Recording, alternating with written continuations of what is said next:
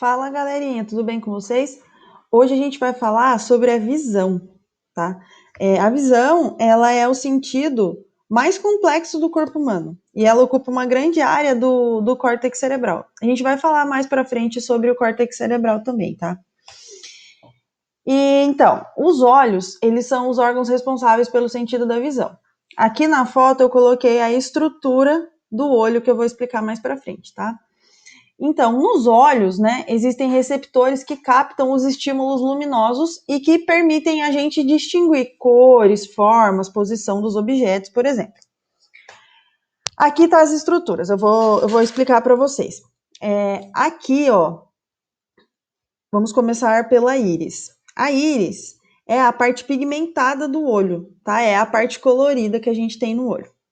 A córnea, ela é a membrana transparente que recobre a íris, tá? Ela fica por cima da íris.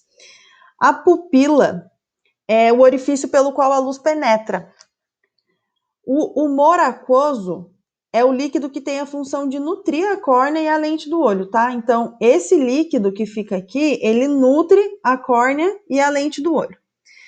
Aqui, onde está escrito cristalino, também é conhecido como lente, tá? Ele que é o responsável pela focalização das imagens.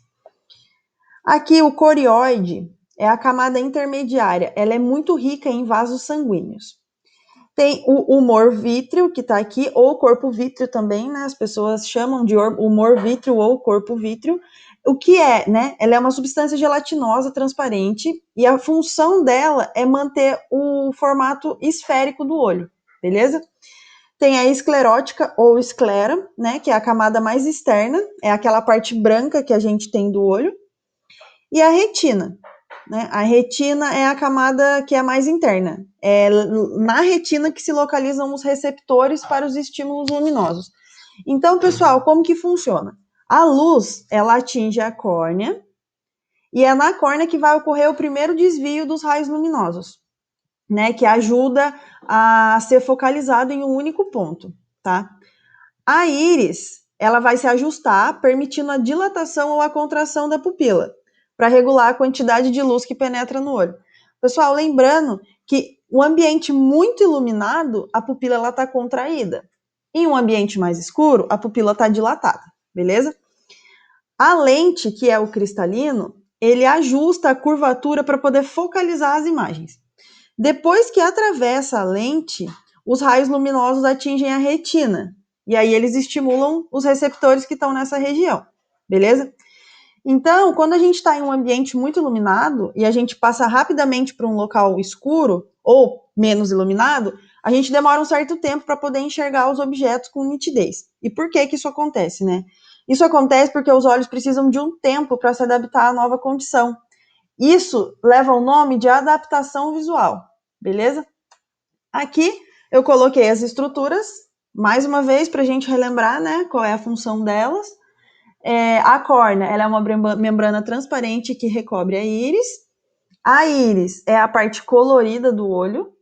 A lente ou cristalino é responsável pela focalização das imagens.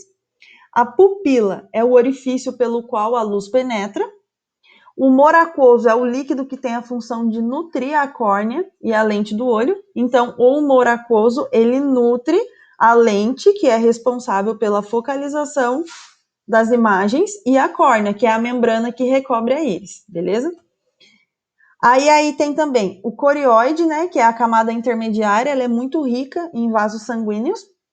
O humor vítreo, que é uma substância gelatinosa transparente, que tem a função de manter o formato esférico do olho. Então, o olho da gente é redondo por causa do humor vítreo, beleza? A esclera ou esclerótica, que é a camada mais externa, que é a parte branca do olho. E a retina, que é a camada mais interna, que é onde se localizam os receptores para os estímulos luminosos, que a gente falou na outra aula. Vocês lembram? Os fotorreceptores.